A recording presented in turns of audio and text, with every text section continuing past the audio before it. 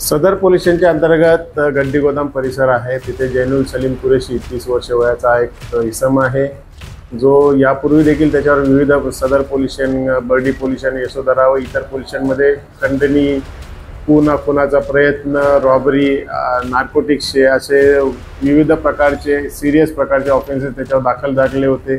त्यापूर्वी त्याला अटक करण्यात आली होती। अटक केल्यानंतर त्याच्यावर प्रतिबंधात्मक कारवाई देखील करण्यात आली होती, परंतु त्याच्या वागण्यावरती काही परिणाम झाला नव्हता। तो अशा प्रकारच्या कारवाया सुरूच होत्या। त्यामुळे मान्य पोलीस आयुक्त यांच्या आदेशाने सदर पोलीस ठाणेतर्फे त्याला स्थानबद्ध करण्यासाठी अहवाल सादर करण्यात आला होता। त्या अहवालावरती मान्य CP साहेबांनी आदेश पारित केल्यानंतर काल त्याला 1 वर्षाकरता नागपूर जेल येथे रवानगी करण्यात आलेली आहे।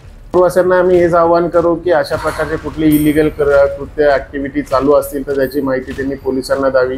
मान्य CP साहेब देखील स्वतःचा मोबाईल नंबर देऊन सगळ्यांना आवाहन करत असेल की कुठेही शहरामध्ये कोणत्याही प्रकारची इलिगल ॲक्टिव्हिटीज असतील तर त्याची माहिती द्या। जे माहिती देणार त्यांची नावं गुप्त ठेवण्यात येतील आणि आम्ही कारवाई करू। कारवाई नाही झाली तर आम्हाला प्रश्न तुम्ही नक्कीच विचारू शकता। आपण माहिती द्या, आम्ही कारवाई करू। आमच्यातर्फेही आम्ही माहिती काढून कारवाई करतच असतो आणि ह्यापुढेही कारवाई करू। आणि असे जे धोकादायक जनतेकरता धोकादायक गुंड आहेत त्यांना आम्ही तडीपार किंवा NPDA खाली स्थानबद्ध करूच।